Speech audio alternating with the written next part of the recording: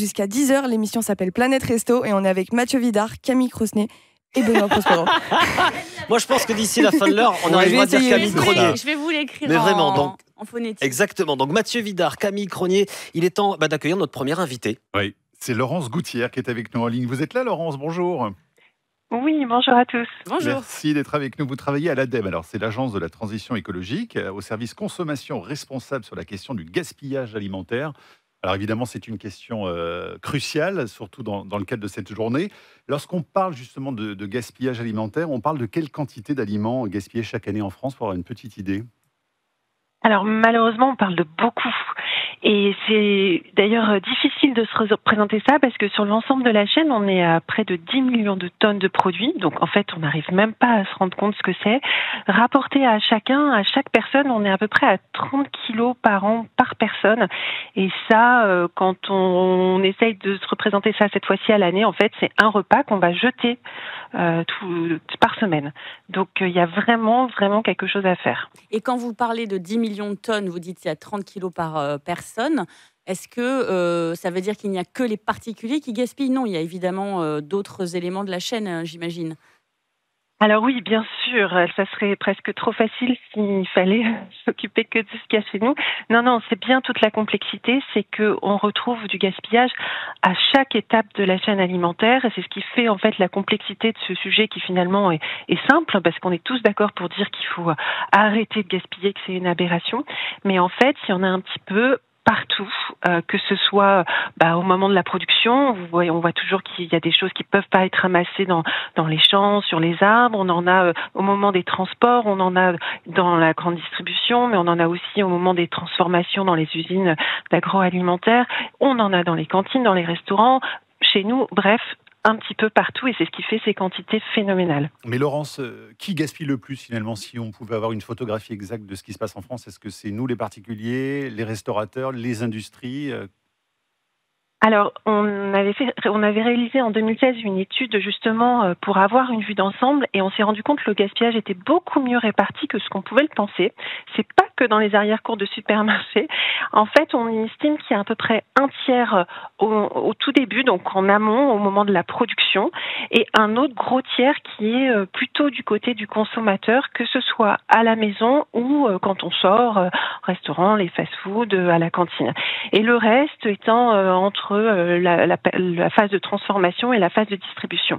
Et vraiment, cette vue d'ensemble montre qu'il faut agir à toutes les étapes, sinon on est loin de résoudre le problème. Donc ça veut quand même dire que dans nos poubelles chez nous à la maison, on représente une grosse part. Et il me semble que moi j'avais lu un chiffre que dans les 30 kilos dont vous parlez par an et par foyer, il y a 7 kilos déjà, enfin encore emballés même, c'est-à-dire qu'on n'a même pas touché.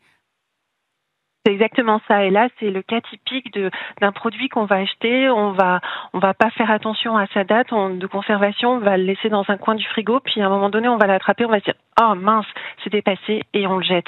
Et ça nécessite justement d'acquérir quelques réflexes pour éviter. Alors qu'en général, on est toujours d'ailleurs le premier à le regretter, mais il faut faire attention. Alors justement, c'est quoi les réflexes? C'est quoi les idées pour nous permettre de moins gaspiller à la maison, par exemple? Qu'est-ce que vous nous conseillez, Laurence?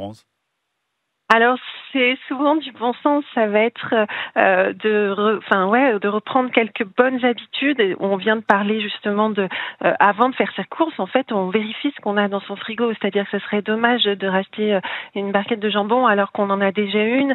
Il faut toujours vérifier. Faire sa liste de courses, ça marche. C'est souvent vécu un peu comme une contrainte, mais ça marche. Ça évite d'acheter des produits dont on n'aura pas besoin ou d'être attiré par des promos, pareil, qui nous font acheter plus que ce dont on a besoin. Et puis, une très bonne astuce qui s'acquiert un peu avec le temps ou du partage de bons plans avec les amis, c'est d'apprendre à cuisiner les restes. Ça vraiment, ça arrive à tous de cuisiner un peu trop ou d'avoir prévu pour trop de personnes, et apprendre à cuisiner un reste de riz, un reste de pâtes, même du lait quand il reste un fond de lait dans la bouteille de lait. Tout ça, il y a plein d'astuces maintenant sur Internet, et avec ça, normalement, à la fin de la semaine, vous pouvez vous faire un petit repas anti-gaspi en famille ou entre amis et ça marche très bien. Après, vous n'avez plus rien dans votre frigo, vous pouvez recommencer le jeu. Merci Laurence. Merci beaucoup. Avec plaisir, bonne journée à tous. À bientôt. Bonne journée et bon week-end. Et Camille Cronier, on va rester nous sur le thème du gaspillage alimentaire parce que dans un instant, vous nous emmènerez mettre le nez, alors carrément dans nos poubelles, mais des supermarchés qui ne sont pas pour rien, hein, on l'a vu dans le gaspillage alimentaire.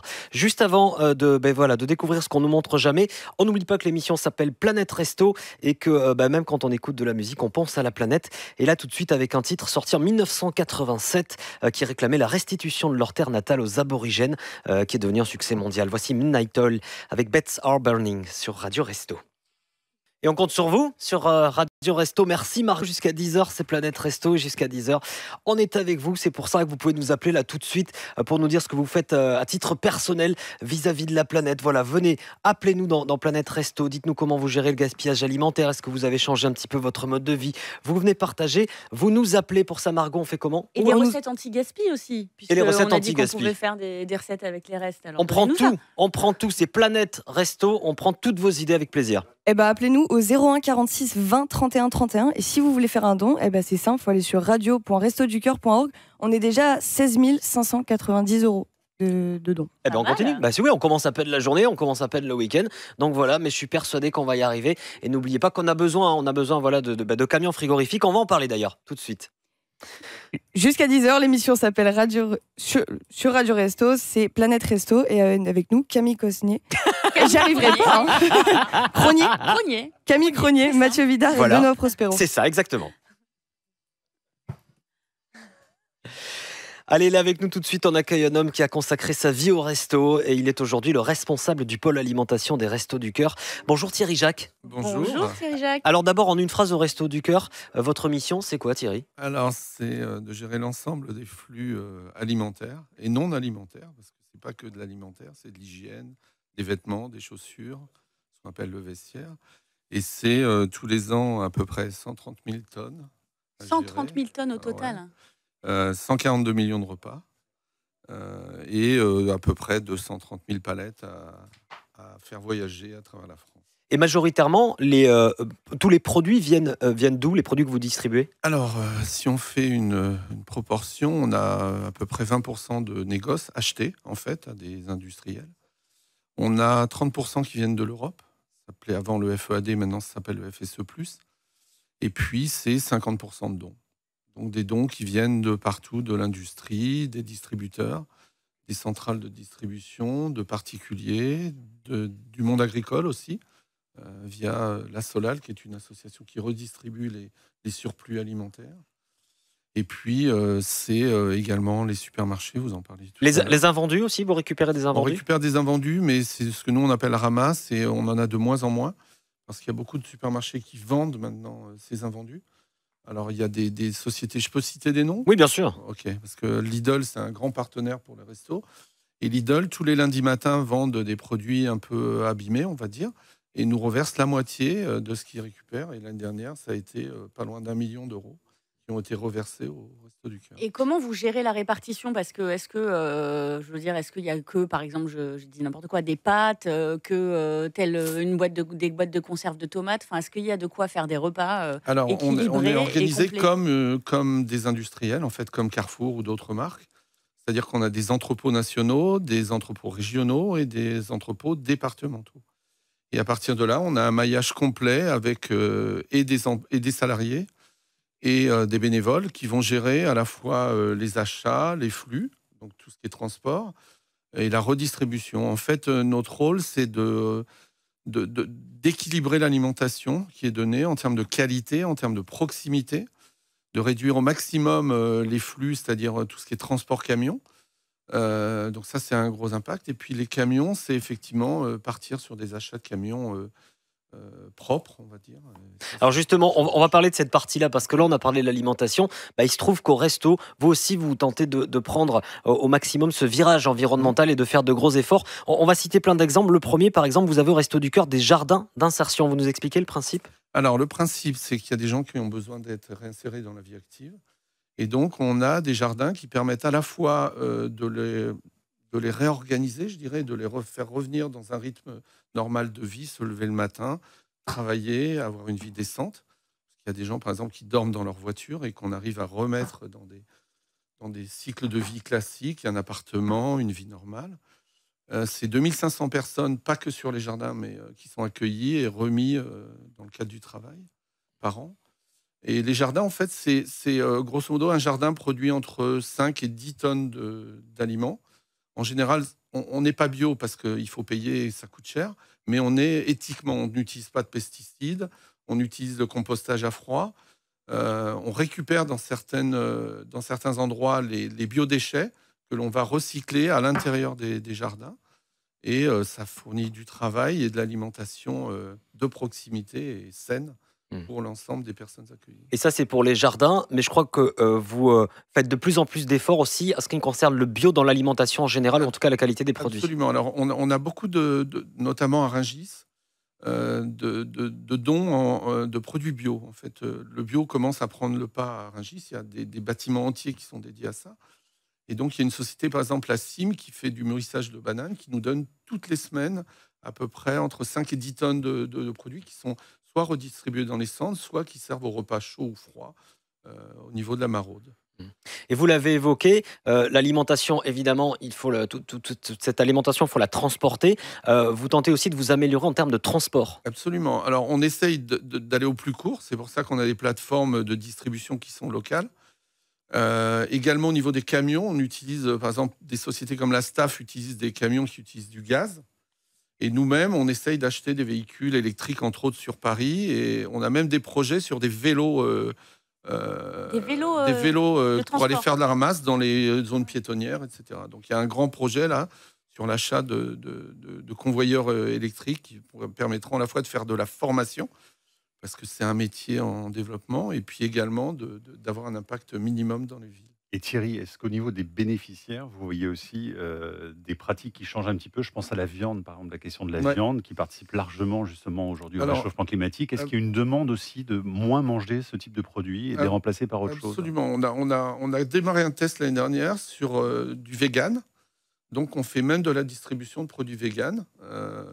On essaye aussi, notamment au niveau de la petite enfance, d'orienter les gens vers la cuisine et non pas des petits pots. On continue à distribuer des petits pots, mais on leur montre comment faire. On a des stages de cuisine.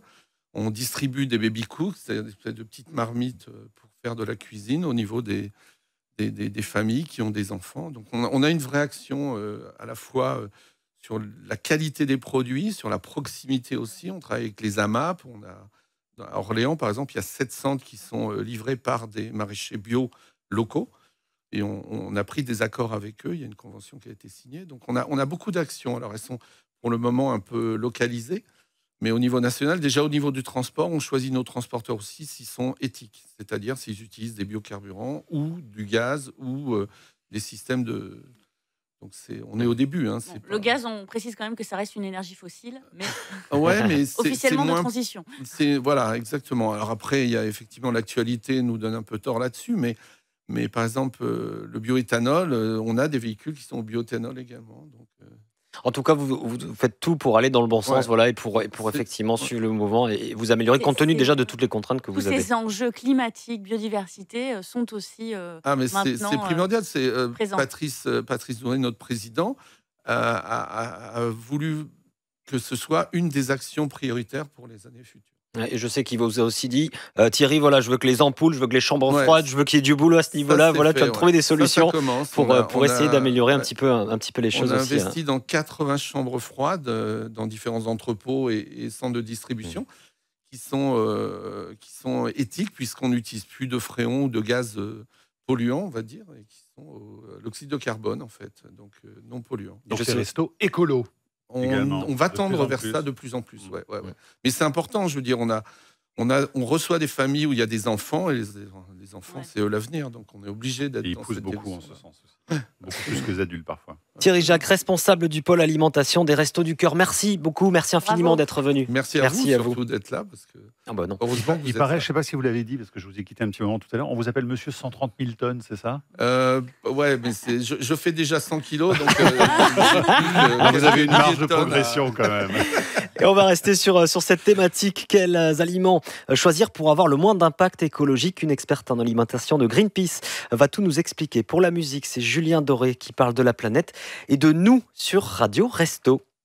Sur Radio Resto, Julien Doré avec nous. Et nous, par contre, on est avec Mathieu Vidard, Camille Cronier et Benoît Prospero sur Planète Resto. Bravo. C'est très bien. Et Mathieu et Camille, quels aliments choisir pour avoir le moins d'impact écologique? Il est temps d'accueillir une spécialiste en la matière. Oui, parce que c'est une sacrée question. On va accueillir Laure Ducos. Bonjour Laure. Bonjour Laure. Bonjour. Vous êtes experte sur les enjeux d'écologie et d'alimentation. Vous êtes actuellement consultante pour le milieu associatif. Alors d'abord, juste un petit mot, parce qu'on parlait du gaspillage alimentaire tout à l'heure avec Laurence Gouttière de l'ADEME. On n'a pas évoqué la façon dont le gaspillage alimentaire participe au réchauffement climatique. Mais quand on regarde les chiffres, c'est quand même un truc de fou, non ? Oui, il y a un rapport du GIEC, donc le groupe d'experts intergouvernemental sur l'évolution du climat, qui estime qu'entre 8 et 10% des émissions de gaz à effet de serre sont dues au gaspillage alimentaire, aux pertes, sur la période 2010-2016. Donc c'est conséquent. Mais pourquoi comment on explique ces 8% à cause du gaspillage ? Eh bien, il faut savoir que l'alimentation, c'est un très très fort enjeu en France et dans le monde en matière de gaz à effet de serre, puisque on estime que un quart des émissions de gaz à effet de serre françaises sont dues à l'alimentation. Donc c'est un enjeu majeur. Et c'est un enjeu majeur en termes de climat, vous en avez beaucoup parlé ce matin, mais aussi en termes de biodiversité, puisque ce qu'on consomme a un impact sur l'usage des terres, sur notamment la conversion des terres, et on estime que c'est la première cause de perte de biodiversité au monde. À cause des pesticides, évidemment, ou il y a d'autres raisons encore, la perte des habitats Oui, alors les pesticides chimiques, c'est un très très fort enjeu. Les engrais chimiques aussi peuvent impacter l'eau, les sols, etc.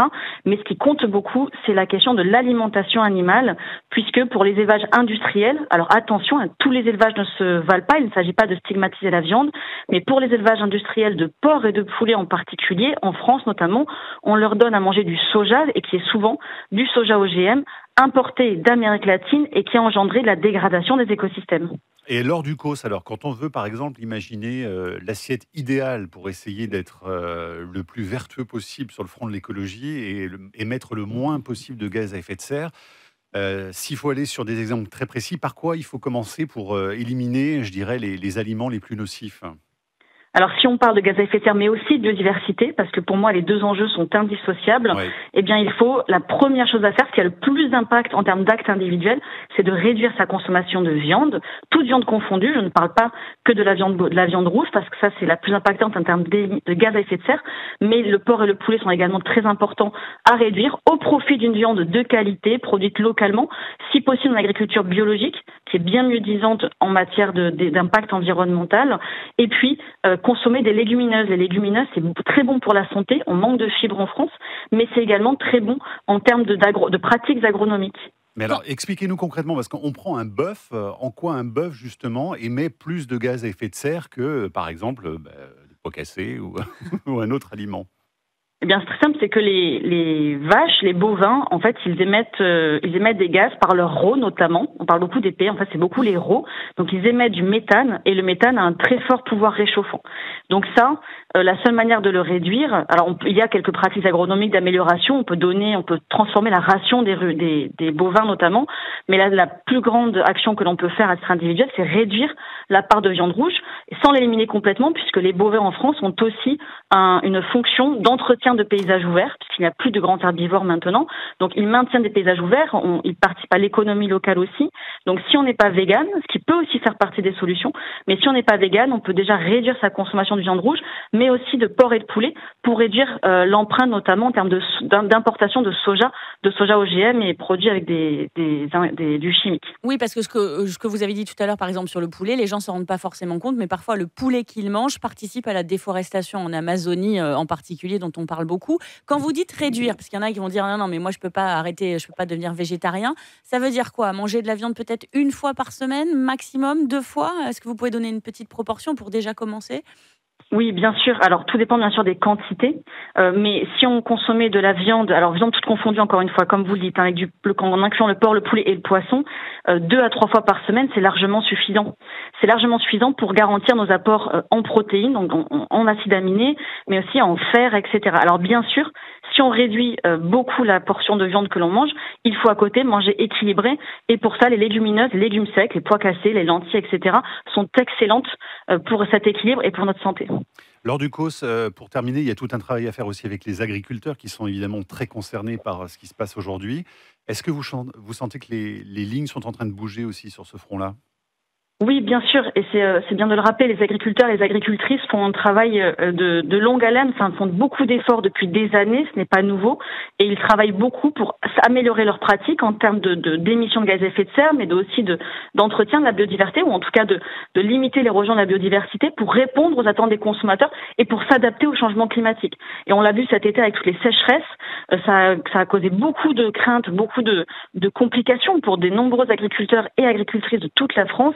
Et donc, à ce niveau-là, on a besoin à la fois, nous, consommateurs et consommatrices, de changer notre assiette, d'acheter local, bien sûr, mais surtout soutenir l'agriculture biologique.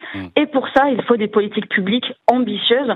Aujourd'hui, ce n'est pas le tournant que prend le gouvernement français, mais il faut soutenir l'agriculture française, biologique, etc. Mais pour ça, il faut de vrais engagements politiques. Merci beaucoup, Laure Ducos. En tout cas, ce qu'on peut retenir vraiment de cette discussion, c'est que lorsqu'on parle écologie, on parle d'accord de climat, d'impact sur le climat, mais aussi sur le vivant, sur la biodiversité. C'est extrêmement important de ne pas l'oublier. Merci beaucoup à vous. Bonne journée.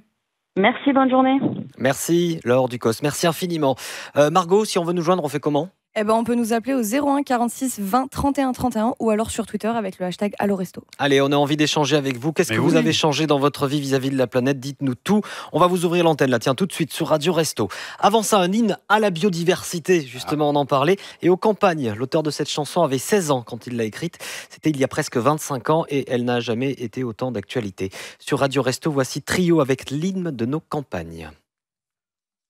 Sur Radio Resto, c'était Trio avec l'hymne de nos compagnes, Planète Resto, suite et fin, excusez-moi, je sais pas lire, avec Camille Cronier, Mathieu Vidard et Benoît Prospero. C'est ça, exactement. Voilà, et on n'est pas tout seul parce que là, on vous a dit qu'on vous ouvrait l'antenne. Alors on va partir, tiens, dans le Var, là tout de suite, on est à Hyères. Bonjour Fanny. Bonjour Benoît, bonjour l'équipe, merci Radio Resto. Bonjour. Et je sais d'ores et déjà que vous avez fait un don au resto là pendant l'émission, donc pour ça déjà merci. Voilà, ça c'est la première chose. De rien. Oui, en effet, cette année, j'ai voulu en fait vous écouter, et en tapant Radio Resto, la première chose, on m'a dit faites un don, et je dis allez, je le fais. Wow, bravo. Très bien. C'est un petit don, mais on dit toujours il n'y a pas de petit don, voilà. Super. Alors, question, je crois savoir que ces dernières années, vous avez changé un petit peu vos pratiques en termes d'alimentation. Vous avez fait quoi ? On a fait ce qu'on pensait ne pas pouvoir faire, c'est-à-dire qu'en effet, on a réduit notre consommation de viande et en fait, on s'en porte pas plus mal. C'est génial parce qu'on a gagné en goût et en qualité et en énergie. Pour faire simple, avant, on en mangeait tous les jours et puis on achetait un petit poulet au supermarché. Ça faisait un repas pour 4 et voilà. Et maintenant, je n'achète plus de poulet en supermarché, je l'achète à la ferme à côté de chez moi. Il coûte un peu plus cher à l'achat, par contre, il est bio et avec, je vais faire 2 repas et demi pour 4 personnes. Et il a du goût, la chair est ferme et on est fiers de soutenir l'économie locale et puis aussi, on s'y retrouve et c'est pas plus mal pour la santé et pour la planète. Bon voilà un exemple de ce qu'on peut faire. Voilà, par exemple, très, très simplement. C'est vrai, au départ, c'est pas forcément facile de changer ses habitudes. Pourquoi vous avez eu envie de changer d'ailleurs d'habitude ? Qu'est-ce qui s'est passé exactement pour vous ? En fait, on a entendu le discours et l'urgence climatique qu'on a et donc envie de changer pour la planète, envie de changer parce qu'on croit que si chacun fait sa part, on y arrivera à améliorer et à vivre différemment parce qu'on a des enfants et parce que c'est plus possible en fait de faire ce qu'on faisait dans les années 80 avec une consommation folle de viande qui est mauvais pour la santé, pour la planète, pour tout. Enfin, ça paraît logique, en fait, ce discours. Quand on écoute, on se dit, oui, pourquoi je le fais pas ? Nous, on hésitait un peu parce que financièrement, on se dit, mais ça revient plus cher, je pourrais jamais et tout. Et en fait, non, ça revient pas plus cher. Et puis, vous parliez tout à l'heure de cuisiner autre chose à la place. C'est super parce que moi qui cuisine beaucoup et on me dit toujours, je sais pas quoi faire, j'ai pas d'idée. Mais en fait, on se met de plus en plus aux légumineuses et ça donne de nouveaux goûts avec des épices, de nouveaux plats. Et on est tout gagnant surtout. Merci beaucoup Fanny pour ce petit coup de fil. Merci encore une fois pour le don et puis bon week-end donc dans le Var à Hyères. Au revoir Fanny. On va partir à présent à Paris. Je crois qu'on est dans le 19e arrondissement. Bonjour Lila. Oui, bonjour. Alors Lila, vous a priori vous avez fait quelque chose d'assez incroyable dans votre immeuble, mais je ne sais pas ce que c'est. Est-ce que vous pouvez nous expliquer ? Oui, bien sûr. Alors, j'ai créé dans mon immeuble un groupement d'achat. Donc, le groupement d'achat, c'est une source d'achat en direct producteur. Donc, l'idée, c'était de rassembler des producteurs. Moi, ça fait une quinzaine d'années que je profite de groupements d'achat, mais plutôt loin de la maison. Et je me rendais compte que quand j'en parlais, les personnes étaient très intéressées. Néanmoins, la contrainte d'avoir différentes sources d'achat, de se déplacer, les freinait et j'arrivais pas à rassembler. Donc je me suis dit finalement, pour conscientiser qu'il est important d'avoir une nourriture durable, d'accompagner les producteurs, etc., et ben la meilleure chose à faire, c'est de le faire en bas de la maison. Donc dans le hall de l'immeuble, on a des producteurs qui viennent. Donc ça dépend, ça peut être une fois tous les 15 jours ou une fois par mois. Donc l'idée, c'est de rassembler différents producteurs. Nous, ils sont en Picardie. Et un des producteurs ramène toutes nos commandes qu'on fait en amont. Donc on a vraiment plein de produits différents, majoritairement en bio. On a 2-3 producteurs qui sont pas bio, mais ils n'utilisent pas du tout d'engrais chimiques ou de pesticides. C'est juste un choix par rapport au coût du label. Et puis voilà, donc on profite de produits de qualité. On accompagne des producteurs. Moi, ça me permet aussi d'apporter de la connaissance et de diffuser un message sur une alimentation idéal s'il devait y en avoir une. Et puis, on a des coûts qui sont aussi intéressants puisqu'on consomme en bio et comme c'est direct producteur, eh bien, c'est vrai qu'il y a des personnes qui ne pouvaient pas s'offrir une nourriture bio au quotidien. Grâce au groupement d'achat, ils peuvent se l'offrir. Bravo Lila. Moi, j'ai 2 questions rapides. Il y a combien d'habitants dans votre immeuble et est-ce que vous avez mis tout le monde d'accord sur votre projet ? Non, j'ai pas mis tout le monde d'accord sur mon projet et c'est compliqué. On est maintenant 18, donc 18 familles parce qu'on a aussi l'immeuble d'à côté. Et l'idée, c'est quand même de développer dans les autres immeubles à côté parce que le producteur, du coup, viendrait avec beaucoup plus de produits, ça limiterait aussi les transports. Enfin voilà, l'idée, c'est vraiment de développer tout ça. Et non, on met pas tout le monde d'accord. Donc, c'est des discussions. Alors, moi, j'avais quand même... voilà, c'est un univers que je connais. Je sais aussi accompagner. Je sais expliquer un petit peu comment ça fonctionne et pourquoi on le fait. Donc, je sais transmettre. Donc, il y a quand même cette dimension-là. Et puis après, on se regroupe. Évidemment, on discute parce qu'il y a des envies, il y a des attentes. Et c'est important de savoir aussi quels produits on peut amener en plus. Bravo, super Lila, vraiment bravo pour ce que vous faites et un bon week-end donc à Paris dans le 19e. Merci infiniment. Thierry Jacques, responsable alimentation du pôle alimentation des Restos du Cœur, pardon. Millions. On va vous laisser le mot de la fin, il nous reste 30 secondes. On vous laisse le mot de la fin. Bon. Allez-y. C'est bon ? Allez-y, c'est bon.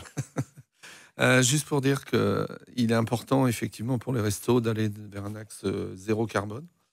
Alors, on sait que c'est difficile et qu'il y a encore du travail, mais les camions qui vont être achetés cette année grâce à vous participeront en fait à cette orientation-là. Et on parlait de moins de viande. Nous, on essaye d'orienter aussi vers moins de viande, plus de légumineux, du frais surtout, beaucoup de frais, et de la proximité. Donc, c'est un axe vraiment important pour nous. C'est de donner à manger aux gens, mais de leur donner de la qualité. Et c'est pas parce qu'ils sont en précarité qu'ils doivent fouiller dans les poubelles. Fouiller dans les poubelles, absolument. Merci beaucoup Thierry Jacques et merci à toute l'équipe des Restos, évidemment. On va se quitter avec un groupe de rock français, tiens. Des petits nouveaux. Des petits nouveaux, ouais, exactement. 25 semaines dans le top 50. À l'époque, vous vous souvenez du top 50 Un demi-million d'exemplaires vendus à l'époque. Tiens, Téléphone qui rêvait d'un autre monde. Merci Mathieu Vidard, merci Camille Cronier. Salut Benoît, merci. Merci infiniment. Bon week-end. Et merci Margot. De rien. Et bon week-end sur Radio Resto.